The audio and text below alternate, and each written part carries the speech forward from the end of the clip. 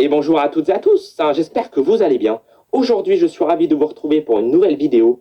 Petite vidéo, nous allons changer complètement de domaine, toujours bien sûr dans les jeux vidéo, mais pas sur Space Flight Simulator, qui, je le rappelle, est un jeu mobile gratuit que vous pouvez télécharger quand vous le souhaitez. Au fait, j'espère que ces tutos vous ont aidé si jamais vous y jouez, que vous ne saviez pas comment l'entamer, par exemple aller dans l'espace ou autre. Au fait, plusieurs petites vidéos short arriveront, notamment pour vous montrer comment aller sur Vénus ou Mercure, ou une des lunes de Mars comme Phobos, donc ce qui est assez similaire avec le processus des fenêtres de transfert, etc., donc aux vidéos que je vous avais montrées pour aller sur Mars et sur la Lune. Donc aujourd'hui on passe à un tout autre sujet. Dans cette vidéo je vais vous présenter 3 jeux donc, vous voyez en ce moment affichés à l'écran. Donc le premier est un jeu PS5, il s'agit du dernier Sniper Elite 5.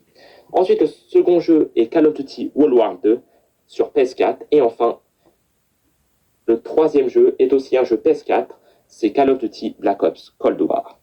Donc, ces 3 jeux ont tous les 3 des points communs. Donc, c'est des jeux de tir à la première et troisième personne qui se déroulent pendant la guerre avec des missions principales et des décors et des graphismes, je vous le dis, hors normes. Surtout pour le dernier Sniper Elite, le Sniper Elite 5 sur la PS5, c'est juste grandiose.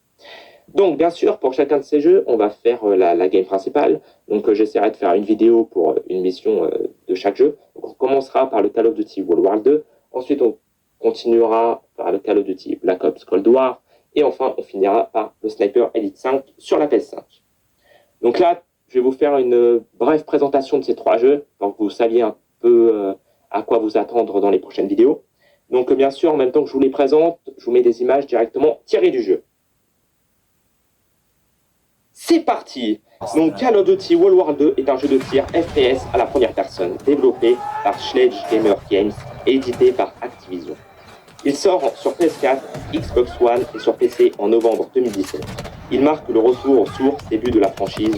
Et oui, car les premiers Call of Duty sortis en 2003 et 2005 se concentraient sur la période historique de la Seconde Guerre mondiale, avant que la franchise ne se concentre sur l'époque actuelle avec les Modern Warfare, Call of Duty Ghost, l'un des meilleurs je trouve personnellement, et bien sûr la série des Call of Duty Black Ops qui se concentre sur la guerre froide en général, avec 2 héros, Frank Woods et Alex Mason, qui évite dans cette série une 3e guerre mondiale entre les deux blocs. Donc c'est un peu les sauveurs de l'humanité si vous préférez, pour ne pas avoir une guerre nucléaire.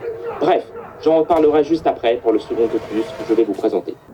L'histoire principale, la campagne de Call of Duty World War 2, se concentre sur les événements qui ont marqué l'histoire dans la libération de la France, étant alors occupée par les forces du Troisième Reich. Sur une échelle du temps, ce jeu se concentre entre le 6 juin 1944, du débarquement en Normandie, jusqu'au 7 mars 1945, soit un mois avant la chute du régime nazi et du Troisième Reich. Le joueur se met alors dans la peau d'un Américain vétéran nommé Daniels. Les missions sont diverses et variées, avec divers décors qui sont grandioses. Daniels débarque en Normandie, puis il doit libérer cette région comme le village de Sainte-Marie-du-Mont. Donc, petite parenthèse, Sainte-Marie-du-Mont a vraiment existé et été libérée par une unité du 501e régiment d'infanterie parachutiste de la 101e division aéroportée des États-Unis. Donc, ça a vraiment été libéré le 6 juin 1944. Donc, pour en revenir à notre jeu, ensuite le régiment de Daniel et son meilleur ami Osman, commandé par Turner, vont collaborer avec le SEE, donc c'est les services secrets britanniques, pour arrêter un train chargé de missiles et d'armes en route vers Paris. Et ensuite aller libérer Paris le 25 août 1944, grâce à l'agent Rousseau du SEE, donc il s'infiltre dans la préfecture de Paris afin de se débarrasser des généraux nazis.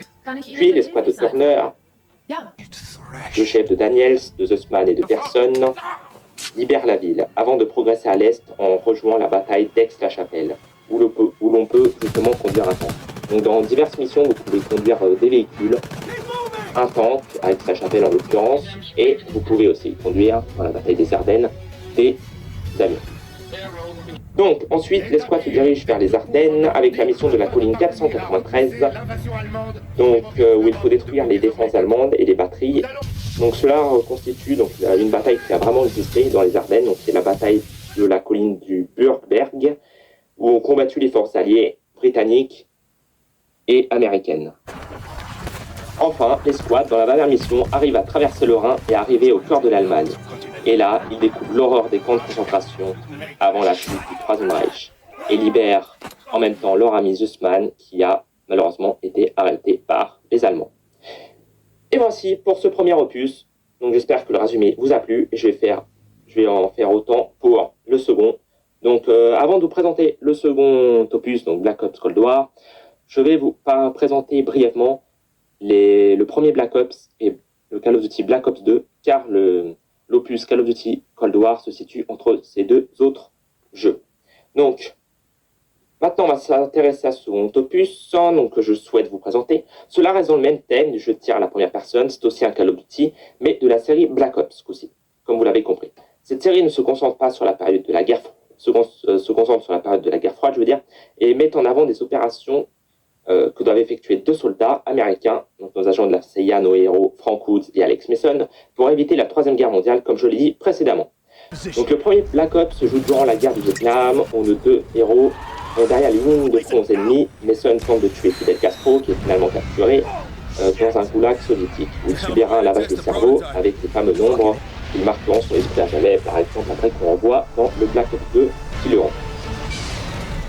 Dans le second Black Ops, on rejoue pendant la guerre froide, donc la première guerre froide, où Hudson, parce qu'il y en a deux je vais vous expliquer pourquoi, où Hudson, le chef d'escouade, avec Frank Woods et Alex Mason, leur fait reprendre du service. Ils essaient de tuer un trafiquant d'armes du nom de Raúl Menendez sans y parvenir.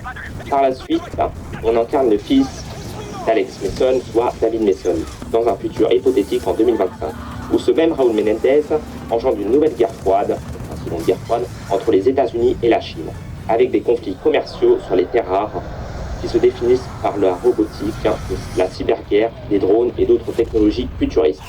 Pendant la campagne, vous devez effectuer plusieurs choix, comme de tuer Menendez, qui influence le tourment de l'histoire. Ensuite, les autres Black Ops, jusqu'au 6e, le dernier, se concentrent sur des organisations créées par les partisans de Raúl Menendez que la CIA doit combattre. Bref, parlons de Call of Duty Black Ops Cold War, sorti en novembre 2020 sur PS4, PS5, Xbox One et Xbox Series et PC. Il s'agit du 5e jeu de la série Black Ops. Il a été développé par Treyarch et Raven Software et édité par Activision. Alors pourquoi je vous ai parlé de ces deux premiers Black Ops précédemment, car cet opus, comme je vous le disais, se déroule entre ces deux autres jeux. Donc le jeu se passe en 1981. Durant tout le jeu, on traque un espion soviétique du nom de Perseus, dont l'objectif est de changer le cours du conflit et l'équilibre des puissances. Cet espion aurait infiltré le laboratoire national de Los Alamos pendant le développement du projet Manhattan, soit le développement et la création de l'arme atomique pendant la Seconde Guerre mondiale aux États-Unis, mené par celui qui est considéré comme le créateur des armes atomiques, un certain Oppenheimer. Cet espion russe aurait donc aidé les soviétiques dans le développement d'armes nucléaires. Le jeu commence à la suite des prises d'otages américains en Iran, où sous l'ordre du président Ronald Reagan, le directeur de la CIA envoie 3 héros, Alex Mason, Frank Woods et Jason Hudson, et dont il traque des preneurs d'otages, soit Qasim Javadi et Arash Kadiva, jusqu'en Turquie où ils apprennent que Perseus est en vie. Ils n'en reviennent pas. Le président des États-Unis ordonne la traque de cet espion et nos héros passent au-delà du mur de Berlin, en Allemagne de l'Est, où ils trouvent de nombreuses informations et un contact direct de Perseus appelé Volkov. Pour info, vous n'incarnez pas tout le temps Woods ou Mason, mais Bell, un agent de la CIA. Et vous jouez une partie de la guerre au Vietnam en 1968, où Bell pensait avoir tué Perseus en récupérant une bombe atomique. Bref, j'en passe. Puis Bell et son équipe ont des informations sur le projet Greenlight, où Perseus a fait transiter une bombe nucléaire à Berlin. Pour faire simple, ce projet, baptisé Greenlight, est créé par les États-Unis à la fin de la Seconde Guerre mondiale. Il consiste de placer en secret des bombes atomiques dans chacune des capitales des pays européens, afin de prévoir toute éventuelle attaque soviétique. Nos héros retrouvent les restes de la bombe atomique à Cuba, où Perseus l'a piraté pour avoir accès à toutes les autres bombes en Europe. Donc l'unique but de Perseus était de faire exploser toutes les bombes et de fragiliser les pays occidentaux. À la fin, Bell peut trahir ses coéquipiers en les amenant à Pripyat, à côté de Tchernobyl, où Perseus arrive et Bell tue tous ses coéquipiers, soit Adler, Sims, Lazar, Parks, et déclenche les armes atomiques avec Perseus, et tout le monde pense que c'est les Américains qui sont responsables de cette catastrophe. Mais une autre fin est tout à fait possible. Comme dans le Black Ops 2, vous aurez tout au long de cette histoire des choix à faire, qui influencent ou non la game principale. Donc enfin, vous pouvez choisir d'aider vos coéquipiers ou de les trahir. Donc je vous ai raconté ce qui se passait si vous les trahissez, Et donc, si vous les aidez, vous allez au QG de Perseus et vous détruisez les commandes pour déclencher toutes les bombes atomiques, mais Perseus court toujours, ce qui offre de possibilités dans le monde multijoueur, comme par exemple l'alliance entre l'OTAN et le pacte de Varsovie. Le dernier opus est considéré comme l'un des meilleurs jeux de sniper. Il s'agit de Sniper Elite 5, sorti en mai 2022, sur PC, PS4, PS5, Xbox One, Xbox Series X et S. Cet opus est la suite de la franchise de jeux d'infiltration et de tactique à la troisième personne, où vous incarnez un agent du SOE, des services secrets britanniques, appelé Carl Fairburn, qui collabore dans le 4e et le 5e opus avec l'OSS, une agence de renseignement du gouvernement des États-Unis d'Amérique. Le premier opus se déroule en 1945, après la guerre où les Américains envoient un tireur d'élite à Berlin pour découvrir les projets des nazis avec les missiles V2, ce qui donne suite au second opus intitulé Sniper Elite V2, afin d'éliminer les scientifiques impliqués dans le programme de missiles V2, alors que l'armée rouge envahit l'Allemagne avec l'opération Razor Chip. Sniper Elite 3, quant à lui, se déroule en 1942, donc retour en arrière, en Afrique, en Libye et en Tunisie, durant le siège de Tobrouk. Puis notre lieutenant Carl Fairburn doit trouver et tuer le général Franz Wallen, qui construit un super tank, le Rathe P1000, afin de l'envoyer en Europe et de neutraliser Hitler pour prendre ensuite le pouvoir à sa place et d'écraser tout l'Occident, soit le projet Zoeke. Sauf que Carl Fairburn arrive à neutraliser. Et ensuite, dans le 4e opus, ils seront en Italie, dans Sniper Elite 4, en 1943, où nous devons préparer l'opération Husky, donc du débarquement des Alliés en Sicile. Puis Carl enquête sur un nouveau prototype de missile téléguidé qui pourrait faire de sacrés dégâts à la flotte de Dwight D. Eisenhower en Méditerranée pour la préparation du débarquement en Italie. Donc le missile Razor du général Heinz Böhm. Sauf que celui-ci découvre l'opération Avalanche du grand débarquement en Italie des Alliés, et vous devez arrêter Böhm avec les partisans avant qu'il ne lance ses missiles sur la flotte du général Eisenhower.